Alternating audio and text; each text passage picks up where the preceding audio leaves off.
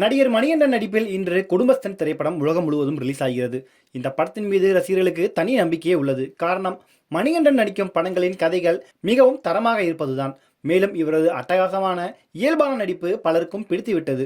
இப்படியான நிலையில் இவர் விஜய் சேதுபதியை வைத்து படம் இயக்க அவரிடம் கதை கூறியுள்ளார். நடிகர் மணிகண்டன் நடிகராக உருவெடுப்பதற்கு முன்னர் உதவி இயக்குனராகவும் டப்பிங் ஆர்டிஸ்டாகவும் பணியாற்றியுள்ளார். இது இல்லாமல் படப்படங்களில் கதை ஆசிரியராகவும் வசனகர்த்தாவாகவும் பணியாற்றியுள்ளார். விஜய் சேதுபதி நடித்த விக்ரம் வேதா படத்தின் முழு வசனங்களையும் மணிகண்டன் தான் எழுதினார். இந்த படத்தில் பணியாற்றும் வாய்ப்பினை பெற்றுக் கொடுத்தவர் விஜய் சேதுபதி தான்.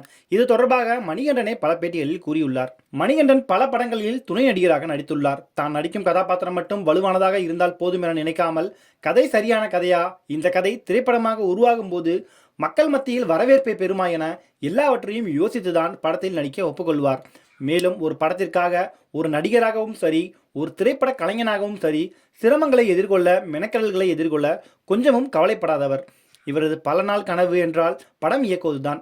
ஏற்கனவே மறைந்த நடிகர் டெல்லி கணேஷை வைத்து நரை எழுதும் சுயசரிதம் எனும் குறும்படத்தினை இயக்கியுள்ளார். இது விமர்சகர்கள் மத்தியில் பாராட்டினை பெற்றது. இந்நிலையில் திரைப்படம் எடுக்க சிறப்பான கதையை எழுதியுள்ளார் இவர். இது மட்டுமல்லாமல் இந்த கதையை விஜய் சேதுபதியிடம் கூறியுள்ளார். அவருக்கும் இந்த கதை பிடித்து விட்டதாக தகவல்கள் கோலிவுட்டில் உலா வருகிறது. இருவரும் இணைந்து பணியாற்ற உள்ளார்கள்.